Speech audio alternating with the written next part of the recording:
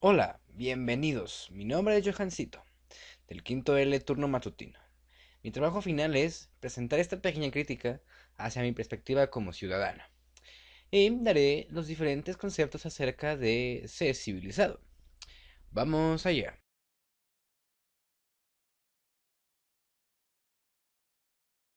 Bueno, amigos, como ya saben, muchos de los significados que existen entre las palabras suelen venir del idioma grecolatín.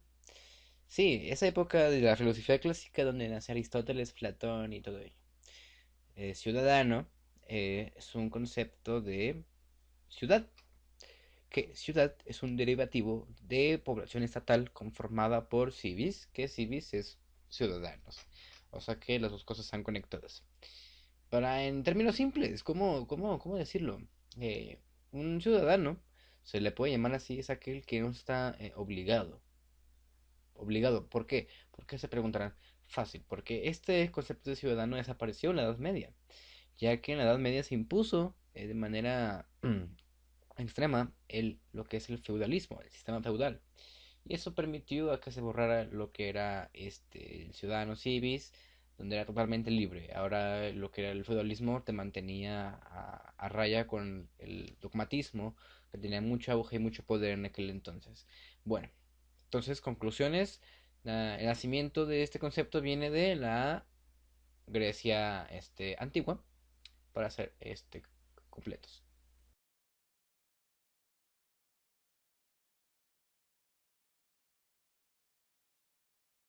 Y bueno amigos, como hemos visto, de ahí viene la definición de ciudadano de la época de la antigua Grecia. Bueno, ahora vemos cuáles son las causas que causaron, vaya la redundancia, para que el ser humano se convirtiera en lo que soy, un ciudadano libre y pleno. Uno de los principales que vamos a decir, sin dudas, es las guerras y el poder del mundo. Estas dos claves son los principales factores que hicieron durante muchos siglos, inclusive hasta el siglo XX, con el surgimiento de las guerras, tanto la primera, segunda, la Guerra Fría, como la determinante de la búsqueda del poder, no de la ciudadanía, libertad, sino del control total.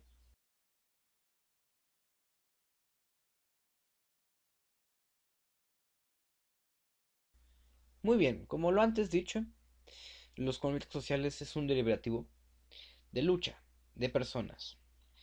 Conflictos sociales, por ejemplo, como de la Segunda Guerra Mundial con el estallido del nazismo con Hitler. Eso fue un conflicto social porque estaban los de la raza aria, aquellos superiores y los que no, los que digamos en aquel entonces en aquella Alemania eran alemanes, simplemente no tenían ningún tipo de superioridad.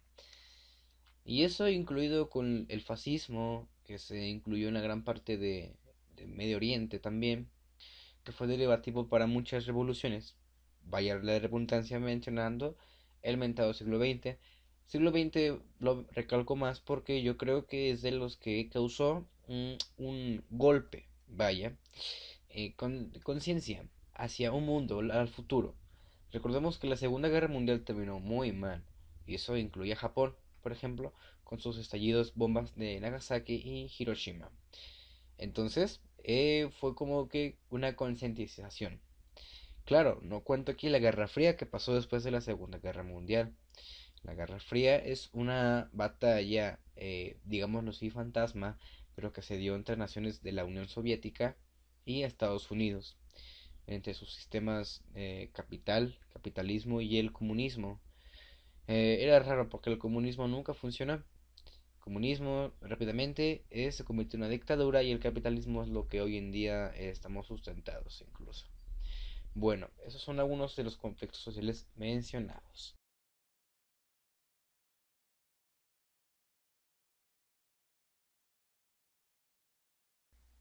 Y bueno, el tema de las guerras y todo ello tiene algún punto bueno.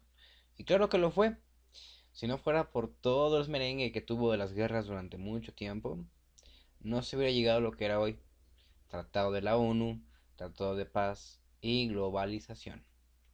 La globalización, en pocas palabras, es cuando de un producto de la materia prima lo reproduces y lo vendes y sacas ganancia y lo multiplicas. Es simplemente lo más resumido, lo que es el capitalismo en sí, globalización, que es lo mismo, usando obviamente las tecnologías nuevas, como los GPS o como por ejemplo eh, hoy en día el Mercado Libre y sus envíos, ¿no? Que usan a diferentes compañías para llevarte tu producto. Había por ejemplo GPS, ¿no? Ahí es una globalización. Y está el neoliberalismo. El neoliberalismo se fundó desde hace ya muchos años, de hecho siglos también. No tiene nada que ver con liberal, con ser libre, todo lo contrario. El poder, o sea, el Estado, en este caso, le da prioridad a las empresas, cuyo ejemplo es México en la crisis del México 94-97, recuerdo muy bien, al cargo de Salinas de Gortari, que puso una crisis con el Fobaproa, que fue horrible, lástima y que bueno, que no viví esa época, ni me gustaría vivir, la verdad. Todas las épocas de los demás presidentes me parecen una porquería. El neoliberalismo lo comenzó a imponer él, con las mentadas cuentas fantasmas que aparecían de repente. Le daba prioridad a al producto globalizado, en cierta parte. Privatizaba en algunos sentidos. Es muy raro el concepto, la verdad uno se puede confundir muy fácilmente al entenderlo. Pero básicamente es un sistema económico que le da prioridad a las empresas y no le da prioridad a las clases sociales. Vaya, aunque eso lo hace igualmente el capitalismo.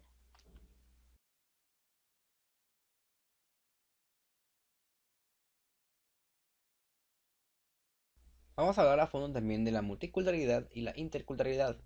¿Qué son estos conceptos? Bueno, la multiculturalidad es un hecho que es cuando una cultura, llámese por ejemplo clarísimo, Japón, el llamado sol naciente, su cultura es multinacional porque traspasa varios países fomentan su cultura. Y interculturalidad es cuando se fomenta esa cultura en el mismo lugar, ¿vale? Es, es un poco relativo de entender, pero es así. Es cuando, el primero, multiculturalidad es cuando la cultura se expande de otros países, se expande, llega a otros horizontes, por así decirlo. Pero cuando es interno, por lo tanto, el país, llámese en este caso Japón, mantiene su cultura a raya. Y es de los países que mantienen su cultura intacta. Como otro ejemplo también es el caso de los americanos o los estadounidenses. Tienen un poco también conservan un poco sus costumbres, su interculturalidad. Vaya, pero más bien ese país es más multiculturalidad.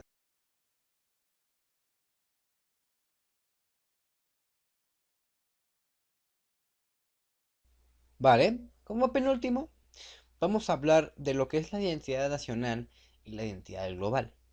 Esto es súper sencillo de entender. Yo soy mexicano y estoy súper orgulloso de serlo. Creo que la historia y trasfondo que tiene nuestra historia como mexicanos es riquísima y única, como otra nación. Pero en realidad, si es cierto, si uno investiga, hay naciones que no tienen su propia historia, que es fundada por otras. Y que a pesar de que somos mezcla de indígena, español, conservamos mucho de lo precolombino, mucho de esa cultura que hasta el día de hoy se ha seguido conservando. Como repito, el ejemplo de mexicano, yo que soy orgulloso de, por ejemplo, que me representen con mariachis, con nopales, con tejuinos o una torta ahogada, también siento que soy, por ejemplo, francés o qué tal, ruso, nacional global, identidad global. Siento que soy de otro país. Eso podría ser identidad global. Identidad nacional, me siento orgulloso de mi país, por así decirlo. No ni tan patriótico ni despatriótico, simplemente orgulloso de ser ciudadano civil por una nación. Creo que fue sencillo de entender. Bien, y pasamos por el último.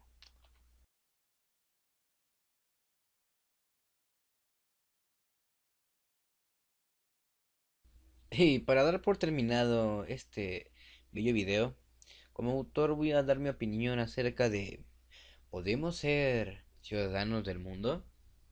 Bueno, como ya se ha dicho en el pasado, la historia del ser humano como tal ha sido catastrófica, pero a la vez ha sido bastante lógica. ¿Por qué? Bueno, han servido de mucho.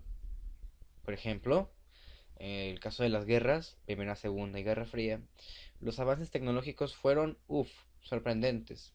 Seguramente mucho de la medicina que soy no hubiera sido sino por aquellos sucesos. Sucesos muy horribles porque, por ejemplo, experimentaban con humanos. Segunda Guerra Mundial, por ejemplo. Eh, sí se puede. Considero que es real. Es utópico para muchos, pero es real. Me lleva a la idea anarquista, otra vez.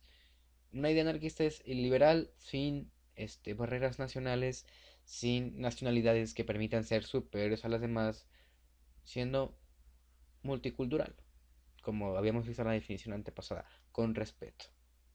Intercultural, conservando nuestra cultura también. Por eso creo que podemos ser ciudadanos del mundo, todos por igual. Todo ser humano, sea un chino, sea un taiwanés, sea un indio, sea un canadiense, un noruego, sea lo que sea, tiene las capacidades psicomotrices, fisionómicas y demás para funcionar y ser bastante racional. Y bueno, es lo que yo pienso yo. Otro punto que podemos resaltar acerca de mi idea es que sí se puede, sí es capaz. Hoy 2020 se sabe que la posmodernidad es el sinónimo de no quedarte callado. Es decir, si hay algún problema que no te guste, expresarlo. Y eso es lo que no teníamos antes. Antes nos oprimían, antes nos represaban. Hoy es totalmente diferente. Hoy lo que tenemos hoy es la libertad de expresarnos. A todos, a cualquier país, en cualquier idioma. El Translate nos ayuda de mucho. La globalización sirve de mucho. Este, la política no sirve de mucho, pero ayuda a entender esos temas, por ejemplo, los derechos universales humanos. Y con ello, me doy por terminado este video. Soy Johancito y esto fue Producto Integrador, Ciudadanía y Perspectiva. Chao.